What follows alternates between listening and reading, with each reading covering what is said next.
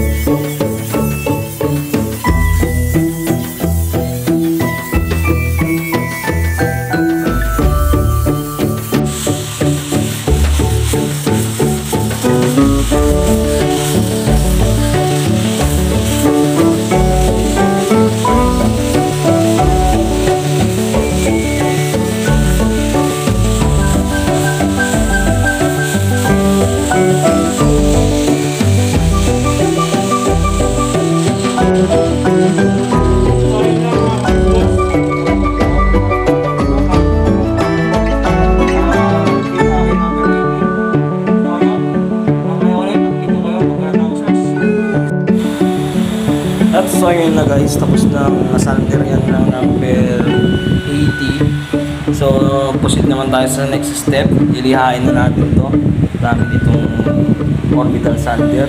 Ang ibabala natin dito is 100 para mas lalong kuminis yung wood step natin. Tatanggalin lang naman natin yung dinanan ng sander tatanggalin lang naman natin to. So pagkatapos nyan, magsasanding na tayo. So ayan, lihain na lang natin yan.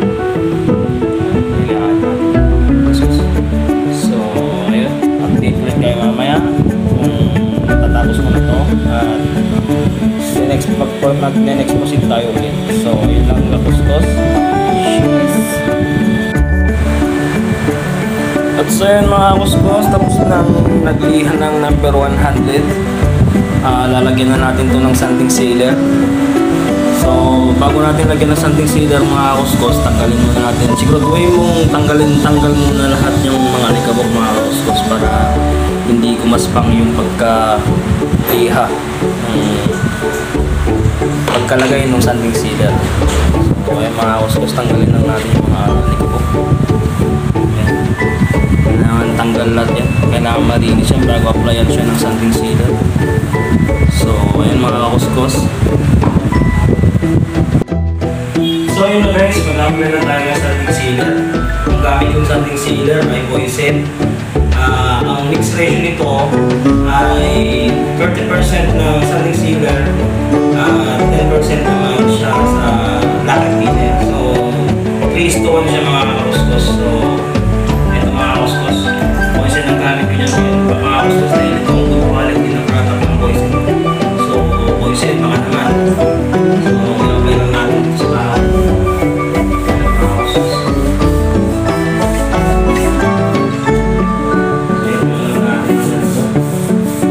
Tapos patutuyin natin mga kuskus. So bale bukas na ako mag-apply ng papatakap pa kasi ito para yung mga betas-betas niyan matakpan. So bukas ulit ang pagbabatang ito, patutuyin muna natin ito ng mabuti para maganda bukas ang resulta ng ating mga buwas. So yun lang mga kuskus. Ito ang ating ginagawa ngayon, wood step. So ayan.